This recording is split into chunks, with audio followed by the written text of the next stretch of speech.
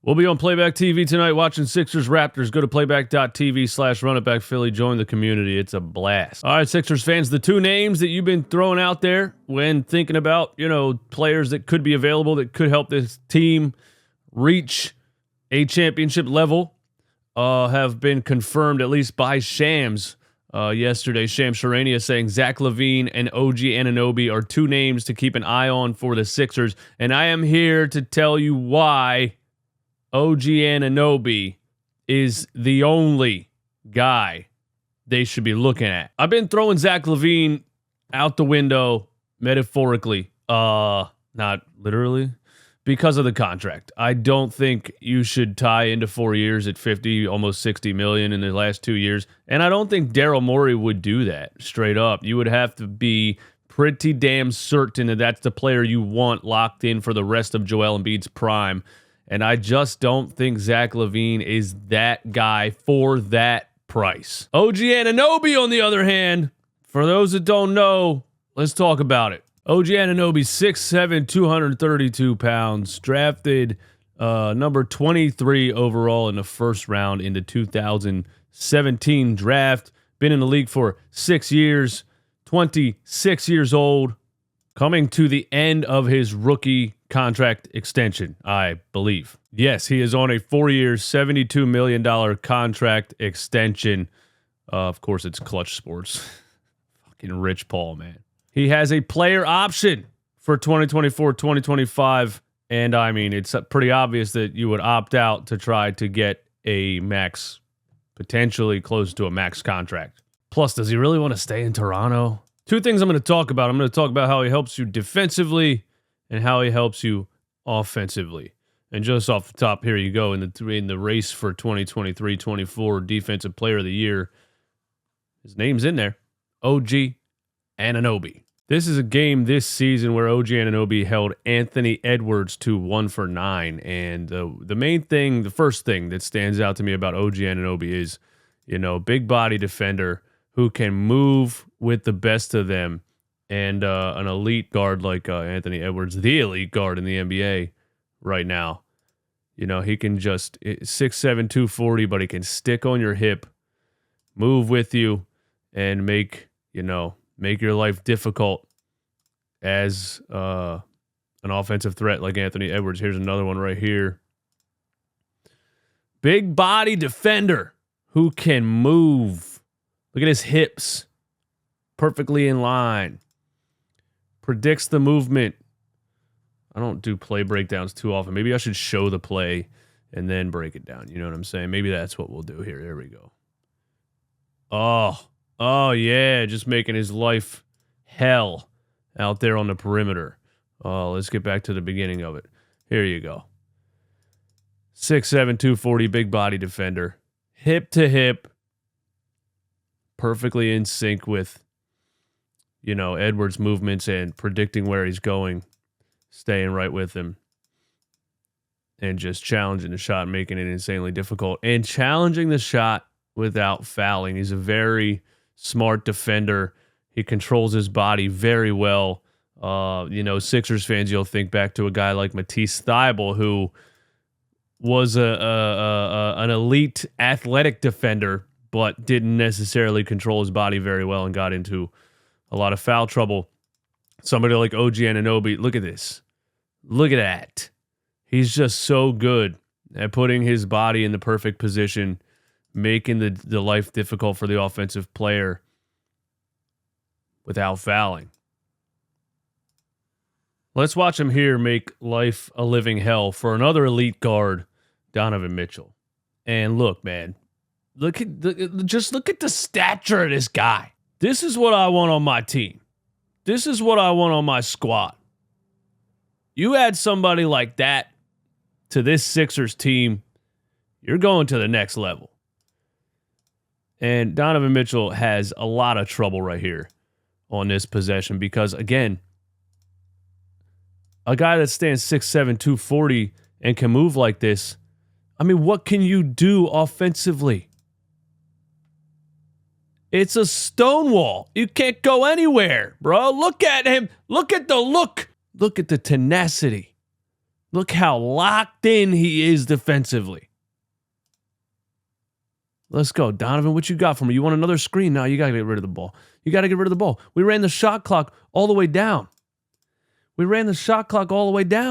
Because you can't do anything with me on you.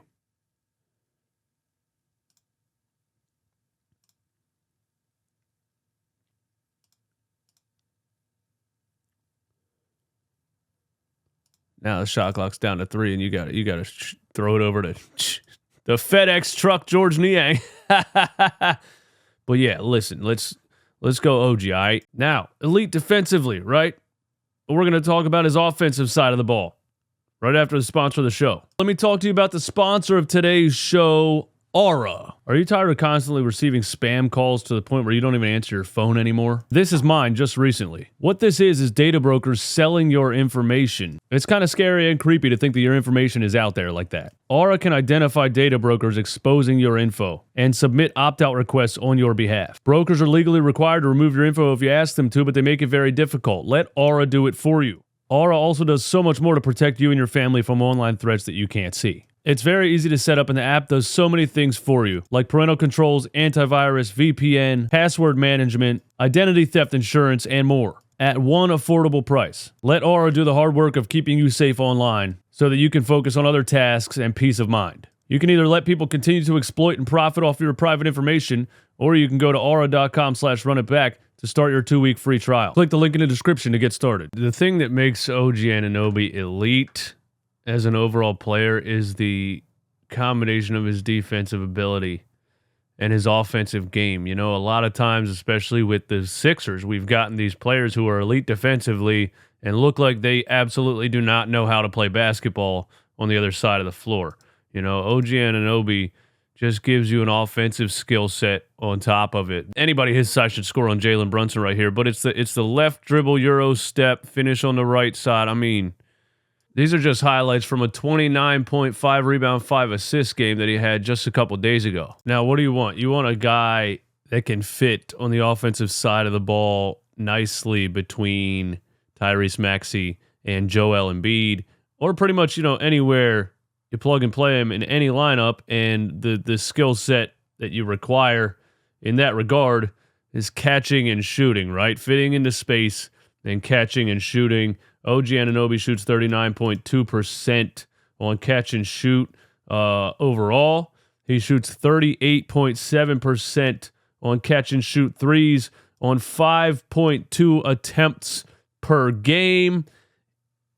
And that's with the Toronto Raptors. Imagine how many threes per game this dude would get up playing alongside Joel Embiid and Tyrese Maxey. Just to put it in perspective, the guy that's supposed to be our number 3 option, Tobias Harris, do you even want to see these numbers? He's shooting 31% on catch and shoot this season.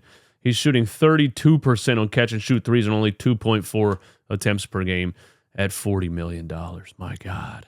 So you got elite defense. You got an offensive skill set on 3 levels, right? He can get to the rim. He can finish at the rim. You want catch and shoot? You want catch and shoot? I got you. Splash. 38%, 39% catch and shoot 3-point shooter OG Anunoby. Am I crazy for seeing a little bit of Kawhi Leonard in OG Anunoby? There he is in the corner calling for the ball. Am I crazy for seeing a little bit of Kawhi Leonard? He can also get guys on the block and just absolutely overpower them. Here he makes 6'7" DeMar DeRozan look like a child. Let's go. So we got shot creation. We got finesse finishing ability, right hand, left hand. We got overpowering players on the block. And then we just got straight, okay, you're going to give me a lane, dog? I'm just going to dunk. Look at this right here. He's going to pump fake. He's going to take a pretty good bump right here, but he's so square and strong and has such a strong center of gravity. I mean, this is a foul 100 times out of 100, but he doesn't get the call because of just how much it doesn't affect him. And all the way down, left hand finish. The guy's got it all, man. And when you watch the Raptors Sixers tonight, pay attention to OG Anunoby. Now, can you trade for him? That's another topic, isn't it? Now, if you're the Toronto Raptors and you're trading either Siakam or Anunoby at the deadline, you are conceding to the tank. You are committing to the tank. You are trying to get to the top of the draft, and you're trying to get draft picks that can land you a future team-leading player who can take you deep into the playoffs. The Sixers have a 2026 pick that is the best of a couple of different teams, or the worst of. Fuck. But the 2028 unprotected LA Clippers pick, I think, is the most valuable. And there's not a lot of guys I would throw that in for. I personally would throw that in for OG Anunoby right now to take the Sixers to the next level. It is, of course, completely unknown if they actually trade him. It is unknown if the Sixers have enough, depending on what other teams would, offer. He is on the expiring. Like I said, he's got the player option. You would have to kind of be convinced that he wants to stay with your team if you're giving up a lot of assets. Otherwise, you're just renting a player for the rest of the season. But the Sixers are contenders, and that's another selling point to a player like Anunoby, who's been playing his whole career in Toronto.